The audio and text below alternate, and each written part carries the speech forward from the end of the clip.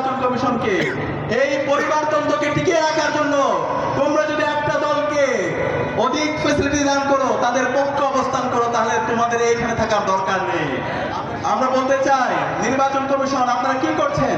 আপনারা এখন পর্যন্ত হাতে চুরি পরে বসে আছেন। আপনাদের কাজ কি?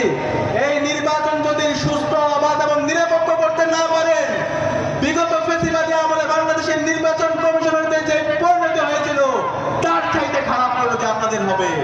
আমরা সাবধান করছি, নির্বাচন কমিশনের কাজ হচ্ছে একটি সুস্থ এবং অবাধ ক্রেডিবল নির্বাচনের আয়োজন করা। সুতরাং এই বিএনপি যে সন্ত্রাসীরা আমাদের রাজাউল ভাইকে হত্যা করেছে, একই সাথে আমি অনুরোধ করবো নির্বাচন কমিশনকে এই পরিবারতন্ত্রকে টিকিয়ে রাখার জন্য তোমরা যদি একটা দলকে অধিক ফ্যাসিলিটি দান করো, তাদের পক্ষে অবস্থান করো, তাহলে তোমাদের এইখানে থাকার দরকার নেই।